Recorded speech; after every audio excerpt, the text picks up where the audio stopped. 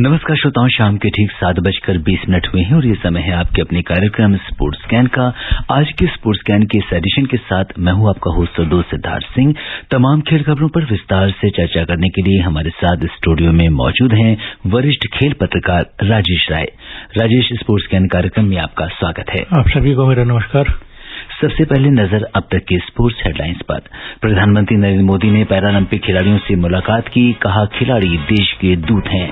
US open tennis tournament में महिला और पुरुष सिंगल्स के सेमीफाइनल मुकाबले तय।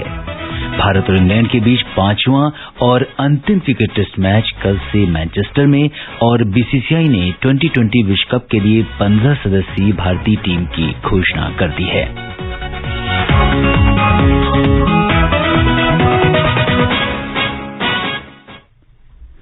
प्रधानमंत्री नरेंद्र मोदी ने कहा है कि पैरालंपिक खिलाड़ी देश के दूत हैं। श्री मोदी ने कहा कि उन्होंने विश्व में देश की प्रतिष्ठा बढ़ाई है। अपने आवास पर भारतीय पैरालंपिक दल की मेजबानी करते हुए प्रधानमंत्री ने एथलीटों के जोश और ऊर्जा की सराहना की। उन्होंने पैरा एथलीटों से खेल के अलावा कुछ अन्य क्षेत्रों की पहचान करने और उसके लिए काम करने को कहा, ताकि लोगों को प्रोत्साहित कर बदलाव लाया जा सके। पैरालंपिक दल में पैरा एथलीटों के साथ साथ उनके कोच भी शामिल थे, जिन्होंने टोक्यो पैरालंपिक खेलों में देश का प्रतिनिधित्व किया। प्रधानमंत्री नरेंद्र मोदी ने संपूर्ण दल के साथ अनौपचारिक बातचीत भी की। उन्होंने टोक्यो पैरालंपिक खेलों में ऐतिहासिक प्रदर्शन के लिए खिलाड़ियों को बधाई दी। श्री मोदी ने कहा कि उनकी उपलब्धि से देश में खेल समुदाय के जज्बे में काफी बढ़ोतरी होगी तथा उभरते खिलाड़ियों को भी प्रोत्साहित किया जा सकेगा, ताकि वे खेलों में रुचि दिखाएं। श्री मोदी ने कहा कि उनकी तपस्या, पुरुषार्थ और पराक्रम के जरिए पैरा एथलीटों ने अपने लिए लोगों का नजरिया बदल दिया है। पैरा एथलीटों ने निमंत्रण देने के लिए प्रधानमंत्री का धन्यवाद किया। उन्होंने कहा कि सरकार ने उनके प्रशिक्षण में हर संभव प्रबंध करने के लिए कोई कोर कसर नहीं छोड़ी है। विभिन्न खिलाड़ियों ने अपने हस्ताक्षर वाले वे खेल उपकरण प्रधानमंत्री को भेंट किए, जिससे उन्होंने पदक जीते हैं। खेल और युवा कार्य मंत्री अनुराग ठाकुर और विधि मंत्री किरेन रिजिजू भी इस अवसर पर उपस्थित थे। तो अगर हम देखें तो जिस तरह से राजेश, प्रधानमंत्री जी ने एक अपना, हम ये कह सकते हैं कि एक उन्होंने पूरे जो हमारी टीम पैरालंपिक में हिस्सा लेने गई थी और ओलंपिक की टीम को भी उन्होंने व्यक्तिगत तौर पर उनके साथ पूरी तरह से संपर्क में थे। उनको जितनी भी तरह की सुविधाएं चाहिए थी वो उन्होंने उनको मुहैया करवाई। और जैसा कि पैरालंपिक खेलों में हमने देखा कि जितने भी खिलाड़ी थे वो सारे टॉप स्कीम में के अंतर्गत थे, तो उन्हें जितनी भी चीजें चाहिए थी, चाहे वो कोच की हम बात करें या उससे रिलेटेड इंफ्रास्ट्रक्चर की, वो उनके पास मौजूद थे और खिलाड़ियों ने इस बात के लिए धन्यवाद भी दिया है। जी बिल्कुल, 19 पदक पैरालंपिक खिलाड़ियों ने जीते, जिसमें 5 गोल्ड मेडल शामिल है। तो एक तरह से ये हिस्टोरिक परफॉर्मेंस था भारतीय पैरालंपिक खिलाड़ियों का। इससे पहले तक भारत के पास जो पैरालंपिक में हिस्सेदारी थी उसमें केवल 12 पदक मिले थे, लेकिन इस बार 19 पदक भारतीय खिलाड़ियों ने जीते।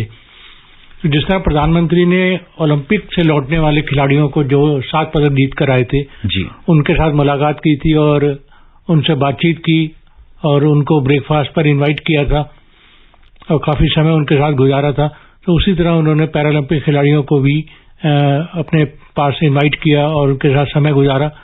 तो ये एक सरकार की पॉलिसी है कि उसकी नजर में ओलंपिक और पैरालंपिक के खिलाड़ी एक बराबर हैं, एक समान हैं, उनमें कोई भेदभाव नहीं है।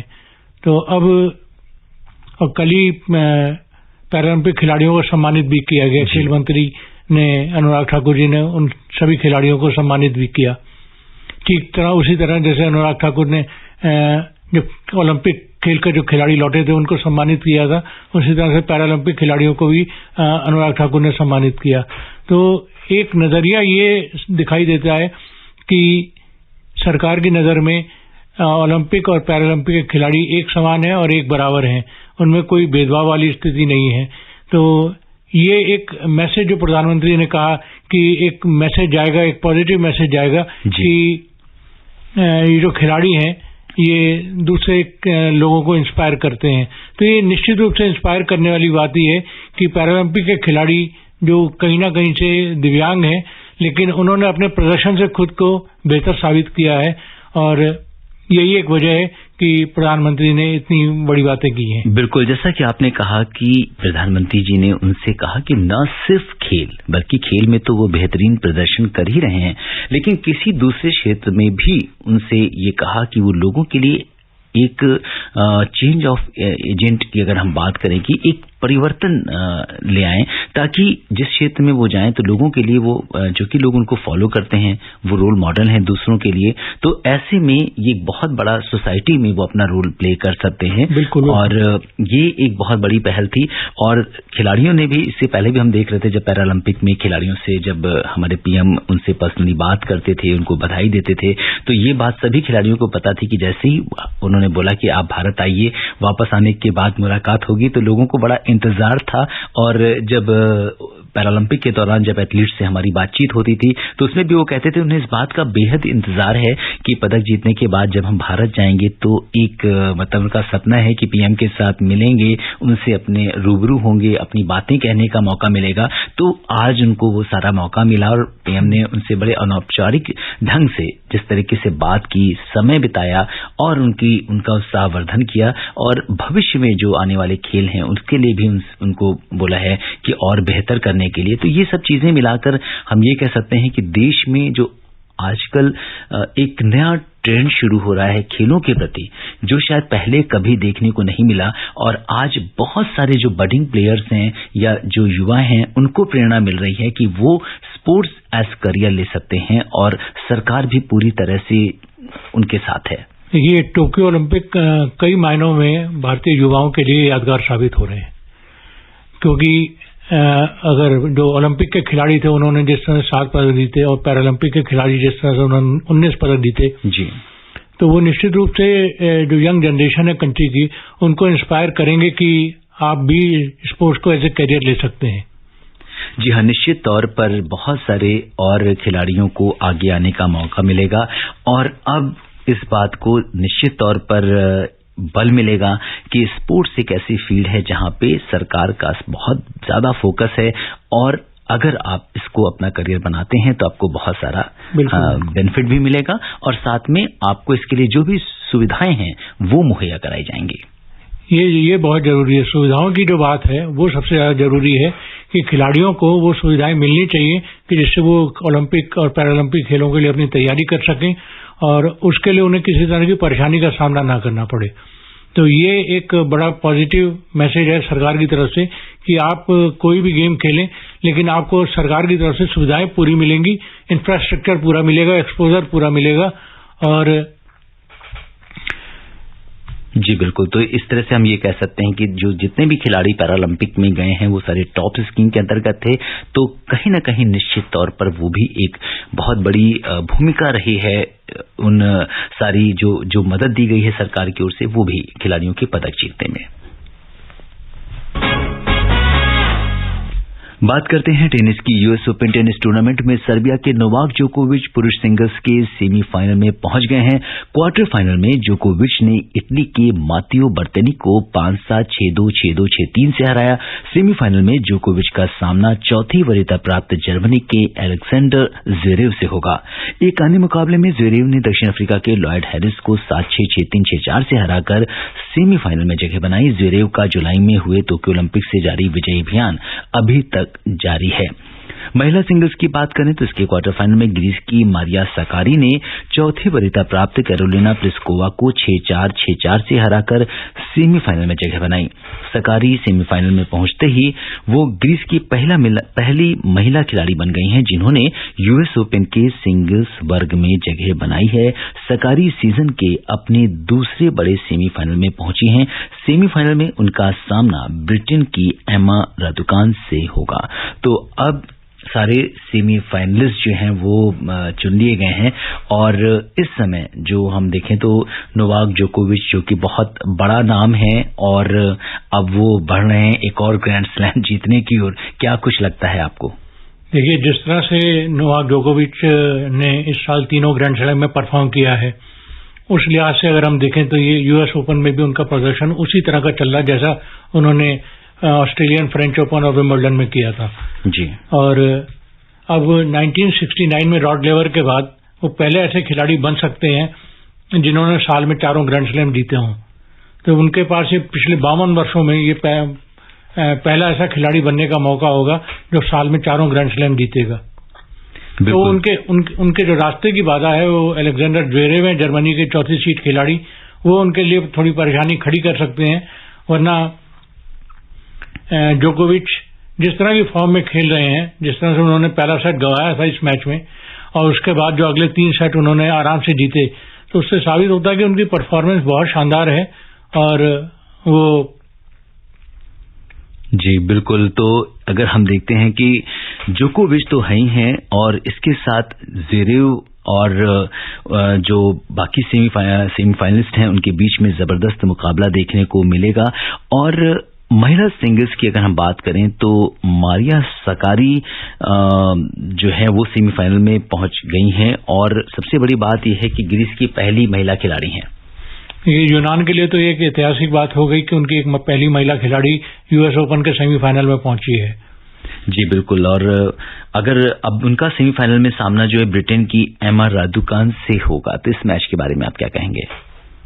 ये ब्रिटेन की एमा रादुकान एमर्जिंग प्लेयर हैं और जिस तरह का परफॉर्मेंस उन्होंने किया है उससे ये तो लगता है कि वो सक्कारी को कड़ी टक्कर देंगी। लेकिन अब ये देखना होगा कि सेमीफाइनल जब आता है उस दिन वो प्लेयर कैसा परफॉर्म करती हैं। बिल्कुल। तो सबकी नजरें इस पर बनी रहेंगी कि क्या कुछ होता है यूएस ओपन टेनिस टूर्नामेंट में। बात करते हैं क्रिकेट की। भारत और इंग्लैंड के बीच 5वां और अंतिम क्रिकेट टेस्ट मैच कल से मैनचेस्टर में खेला जाएगा। मैच दोपहर 3:30 बजे से शुरू होगा और हमेशा की तरह इस मैच का आंखों देखा हाल आकाशवाणी के FM रेनबो और अतिरिक्त मीटरों पर दोपहर 3 बजे से प्रसारित किया जाएगा। तो आप मैच का आंखों देखा हाल सुनना न भूलिएगा FM रेनबो चैनल पे आकाशवाणी के। और इस मैच में क्या कुछ होने वाला है बता रही है हमारी सहयोगी नईम अख्तर। भारत और इंग्लैंड के बीच 5वां और अंतिम क्रिकेट टेस्ट मैच कल से मैनचेस्टर में खेला जाएगा। भारतीय टीम इस मैच को जीतकर इतिहास रचने के लिए भी उतरेगी। भारत ने मैनचेस्टर में 9 टेस्ट मैच खेले हैं, जिनमें से 4 में उसे हार मिली है और 5 मुकाबले ड्रॉ रहे हैं। भारत के पास यहाँ पहली बार टेस्ट जीतने का भी मौका रहेगा। भारत ने इससे पहले 1986 में इंग्लैंड में 2 टेस्ट मैच जीते थे।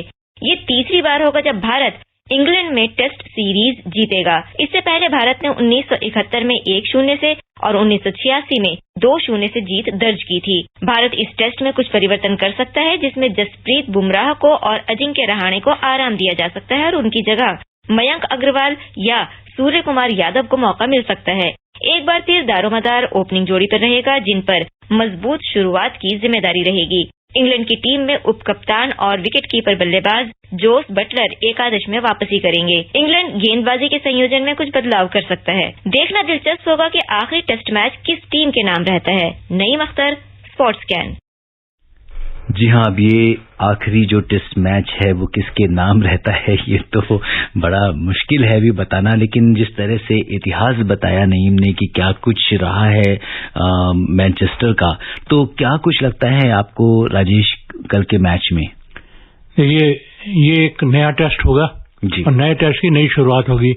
पीछे जो हुआ है उसको ये मान के चलना होगा कि वो अभी इतिहास में है और जब ये टेस्ट पूरा हो जाएगा उसके बाद ये निर्णय सामने आएगा कि भारतीय टीम ने सीरीज को 3-1 से जीता है या 2-1 से जीता है। और इंग्लैंड की पूरी कोशिश रहेगी कि वो वापसी करे और सीरीज को 2-2 से ड्रॉ कराए। लेकिन ये तो तय है ना कि पहली बार भारत या इंग्लैंड में सीरीज नहीं हारने जा रहा है जी। तो ये एक महत्वपूर्ण बात है। और जहां तक टीम संयोजन की बात है, जैसे अभी रिपोर्ट में जिक्र किया गया कि जसप्रीत बुमराह और अजिंक्य रहाणे को रेस्ट दिया जा सकता है, लेकिन मुझे लगता है कि जसप्रीत बुमराह जो इंडिया के बॉलिंग के प्रमुख अस्त्र हैं, उन्हें कम से कम अभी विश्राम देने की जरूरत नहीं है। उन्हें इस मैच में खेलना चाहिए और भारत को पूरी किलिंग स्पिरिट के साथ इस मैच को फिनिश करना चाहिए। हाँ, अजिंक्य रहाणे को आप रेस्ट दे सकते हैं क्योंकि जिस तरह से वो 0 पर आउट हुए थे चौथे टेस्ट में, वो दिखलाता है कि वो अभी अपनी पूरी तरह से फॉर्म में नहीं है और कहीं ना कहीं कुछ गड़बड़ी है उनके साथ। बिल्कुल। तो देखना होगा कि कल जो टीम का संयोजन किस प्रकार रहता है, कौन कौन से खिलाड़ी इसमें। अब इसमें सबसे बड़ा सवाल इस बात का भी है कि रविचंद्रन अश्विन जो 4 मैचों में बाहर बैठे थे, क्या उनको इस मैच में मौका मिलता है या नहीं मिलता है। जी हाँ, बिल्कुल। तो इस पर हमारी नजर बनी रहेगी और बढ़ते हैं अगली खबर की ओर। भारतीय क्रिकेट कंट्रोल बोर्ड बीसीसीआई ने कल अक्टूबर में होने वाले T20 विश्व कप के लिए 18 सदस्यीय भारतीय टीम की घोषणा कर दी है। इसमें 3 स्टैंड बाई खिलाड़ी शामिल हैं, तो उसके हिसाब से 15 सदस्यीय भारतीय टीम होगी। अश्विन को भी इस टीम में जगह दी गई है। भारतीय टीम में सलामी बल्लेबाज शिखर धवन की जगह बल्लेबाज ईशान किशन को टीम में स्थान दिया गया है। बीसीसीआई ने आगामी T20 विश्व कप के लिए विराट कोहली की अगुवाई वाली टीम के लिए MS धोनी को मेंटर के रूप में नियुक्त करने का निर्णय लिया है। तो अगर हम देखें तो अब धोनी जो है वो मेंटर की भूमिका में होंगे T20 टीम के। और क्या कुछ लग रहा है आपको? अब समय कम है, अगले ही महीने जो ये टूर्नामेंट है ये होने वाला है T20 वर्ल्ड कप। पूरे वर्ल्ड की या हम कहते हैं कि सभी की नजरें इस पर लगी होंगी क्रिकेट प्रेमियों की। देखिए, अभी तक तो कुछ समय पहले, महीनों तक तो पहले यही चर्चा चलती थी कि धोनी जो कप्तानी कर रहे हैं वो कप्तान रहेंगे कि नहीं, लेकिन अब उन्हें इस वर्ल्ड कप टीम के साथ एज ए मेंटर रखा गया है। तो ये एक चैलेंज धोनी के लिए भी है कि वो इस टीम को कहां तक ले जा सकते हैं। जी बिल्कुल। तो अब ये देखना दिलचस्प होगा कि फिलहाल जो टीम इंडिया है वो T20 वर्ल्ड कप में किस तरीके से प्रदर्शन करती है, क्योंकि खिलाड़ियों के नाम जो हैं वो फाइनल हो चुके हैं, मेंटोर फाइनल हो चुके हैं। तो अब टीम इंडिया पूरी तरीके से तैयार। अब ये विराट कोहली के लिए सबसे बड़ा टेस्ट है ये वर्ल्ड कप, क्योंकि अब तक वो कोई वर्ल्ड कप या IPL जैसा खिताब नहीं जीत पाए हैं। जी, उनके पास ये मौका है इस वर्ल्ड कप में कि वो अपनी कप्तानी से इस टीम को विश्व चैंपियन बनाए।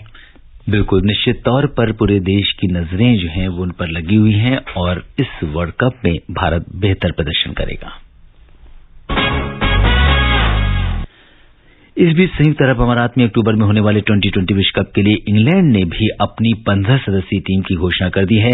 बेन स्टोक्स को टीम में शामिल नहीं किया गया है। इंग्लैंड की टीम में 3 साल बाद तेज गेंदबाज टाइमल मिल्स की वापसी हुई है।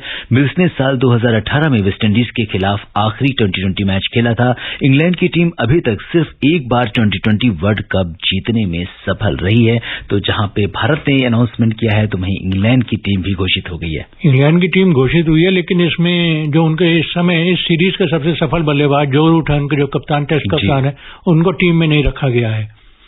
अगर इस समय इंग्लैंड की टीम को देखा जाए तो उन्होंने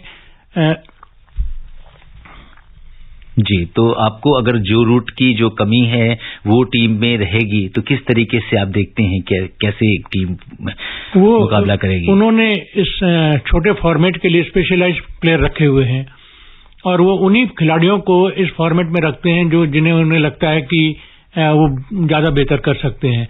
जो रूट शायद उनकी नजर में टेस्ट के लिए ज्यादा बेहतर है, शॉर्टर फॉर्मेट के लिए नहीं। तो इस वजह से रूट को उन्होंने टेस्ट इस T20 टीम में नहीं रखा है।